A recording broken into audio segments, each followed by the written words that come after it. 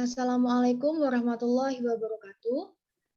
In this opportunity, we want to there are pro and contra groups. Before we start, let us introduce ourselves. My name is Dinda Octaviana Dira with student ID number G500210113. My name is Nasha Permatasari, student ID number G500210108.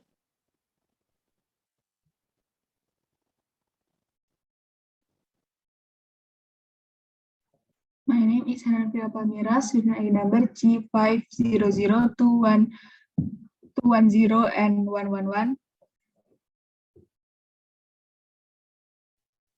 My name is Arunidi Anantasya, student ID number G500210112.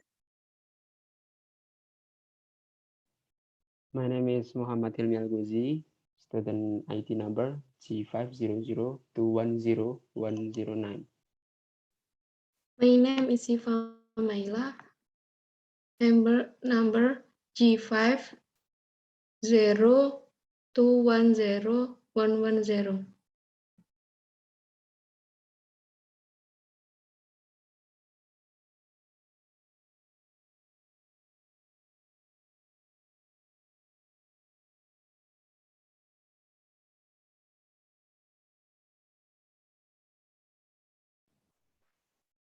Okay, let's begin with first termin about health factors from offline learning.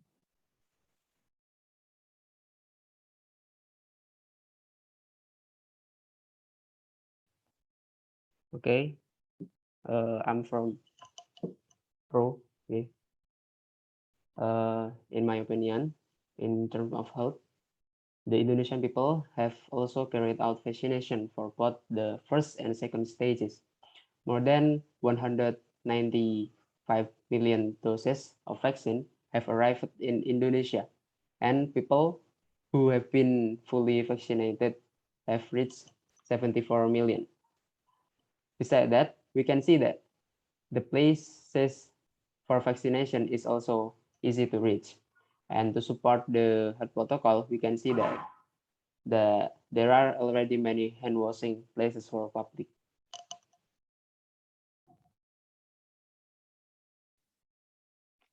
And I think with PTM can reduce the use of gadget in learning because the use of gadget for too long can lead to a form of inactive physical activity or commonly called a lifestyle that can increase calorie intake during gadget use and can prevent the fatigue which cause irritation, decreasing visual acuity and heat gas.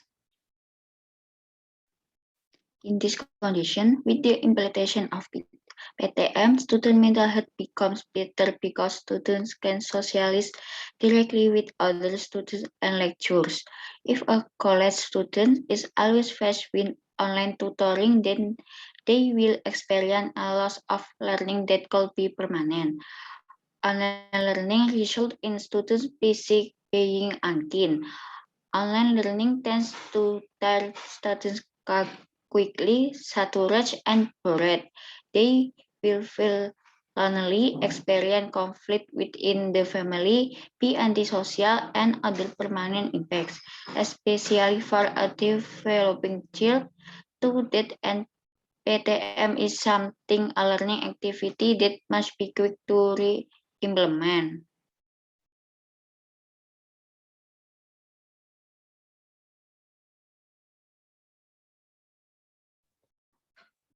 I don't agree with PTM because the health aspect strongly rejects the existence of offline class activities.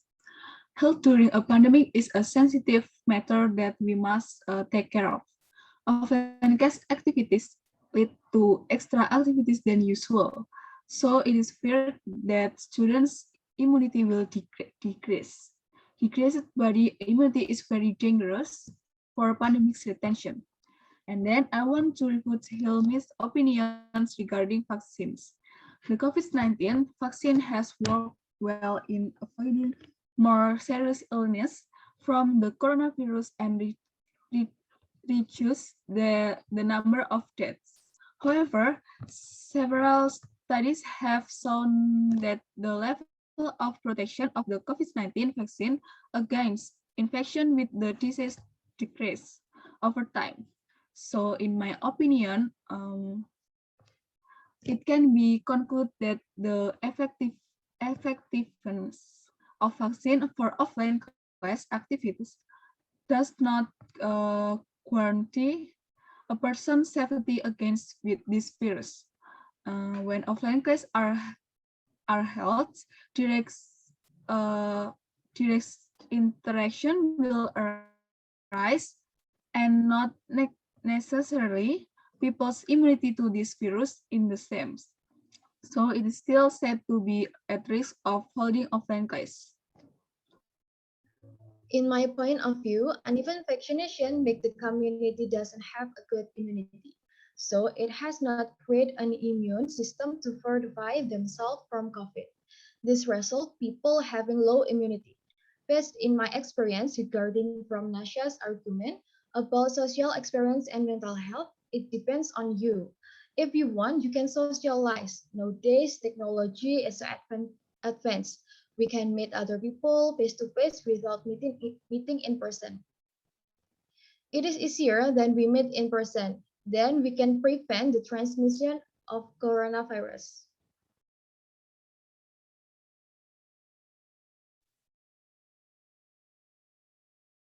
Well, according to the President of the Republic of Indonesia, vaccination of teachers and students is the only prerequisite for the implementation of PTM. The Association of Education and Teachers participate. The vaccination is only one of the four prerequisites for the implementation of limited PTM. The other three are facilities and infrastructure to support health protocols, the number of positive cases, and parental consent. If examined more deeply, the potential for distribution from being re-implementation by PTM can especially occur if the facilities and infrastructure in schools don't support it. Because children tend to be more indifferent to health protocols. In addition, responding to Siva's and Nasha's opinion that is even when offline, the need to stare at the gadget screen is not so significant compared to online. And it's undeniable that mental health offline is no less safer than online. Because when offline, especially during exams, we are directly dealing with other people who, of course, need a big mentality. Okay, I think it's enough. Let's continue with the second termin about economic factor. Okay, I'm from Pro. In my opinion, from an economic point of view, the public already has the opportunity to conduct face-to-face schools, considering that the PSBB is getting looser. So the public already has the flexibility to run their economy, and the government has also has a national economic recovery program, such as in 2020. Besides that, the government also makes regulation, such as government regulation number 23 in 2020 concerning state capital expenditure.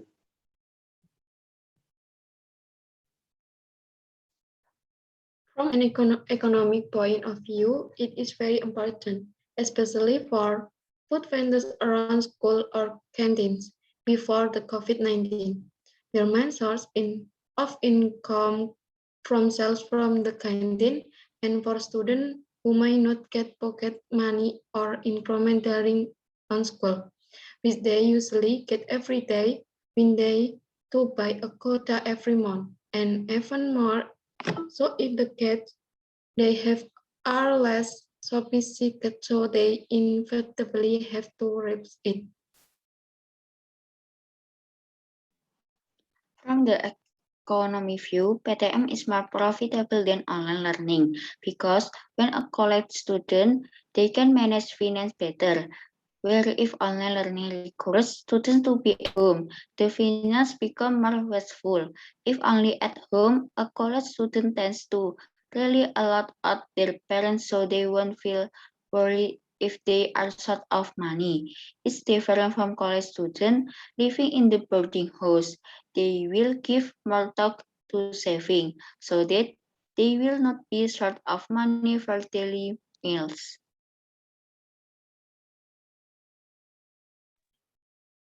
And disagree with pro team because the messy economic condition during the pandemics do not implicitly support offline classroom activities. Preparation for offline class requires a lot of needs that cost a lot of money. Many people object to the need for offline class to prepare for offline class. People who are experiencing economic shorts feel that they choose primary needs first to be fulfilled rather than preparing for offline class activities. This is natural because the primary needs toward a virus is the main thing, while solution for education that can be overcome with online activities can be run in line with the use of exciting technology. In my opinion, in addition to paying attention to the economy of the country, we must also pay attention to the economy of every parents of students. Because preparation is not just a pencil, book, and a pen. It also prepares tools to take care of yourself, such as hand sanitizer, face shield, mask, and others. My response to Sifa's arguments based on Adi Makarim, he said that there are some regulation for offline learning. One of them is the student forbidden to buy food in canteens. So the conclusion is we are not ready enough to start offline learning.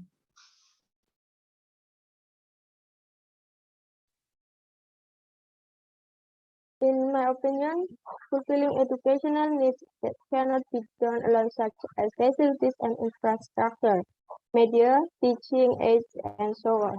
Finance, all building equipment such as water, telephone, electricity, pay for the service of all educational activities, need the basic needs of personal education.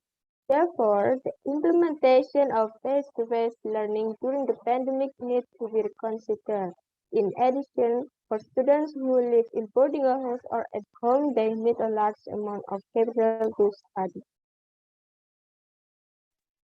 Okay, let's continue with our last termin.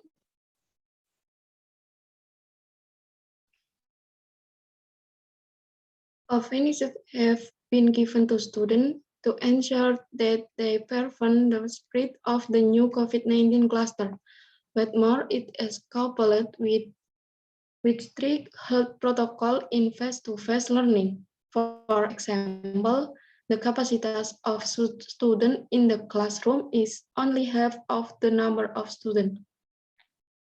Reduced lesson hours school make rules at school. It is not allowed to grade either the teacher or fellow student, and when the learning is finished, students are required to go straight home so that there is no crowd.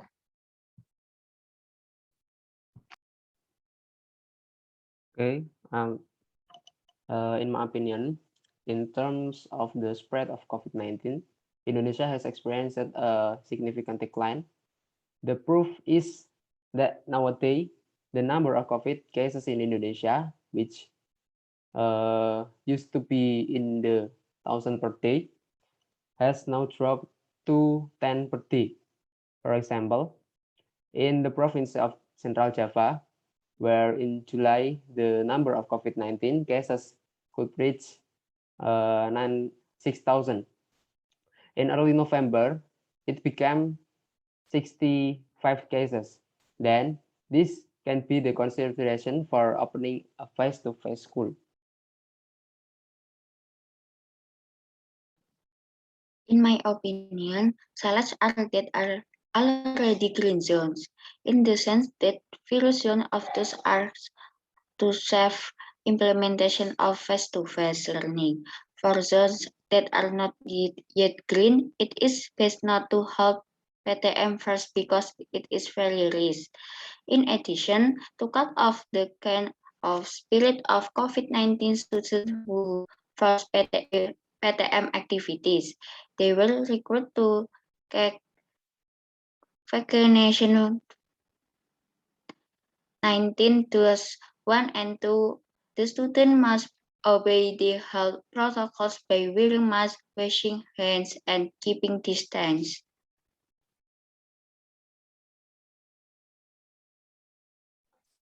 I don't agree with pro-team opinions about spread factors. Online class activities cause direct interactions. It is feared that the virus will spread more widely. Although there have been many ways to anticipate that spread, negligence and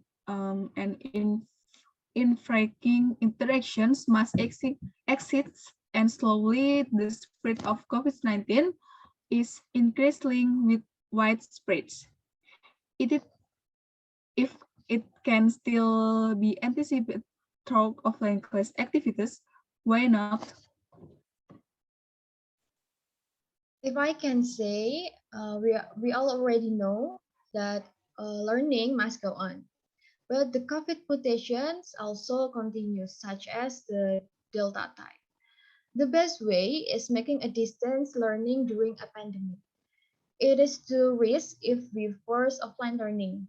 Transmissions will spread more severely and can create another mutation.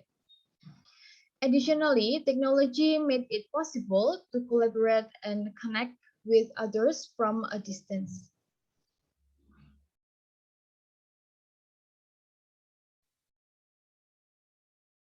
In addition, don't forget that the potential for transmission doesn't only occur in the classroom and in the school area, but can also be on the way. Remember that even the family itself may not be aware of being a source of transmission, especially the driver of ART.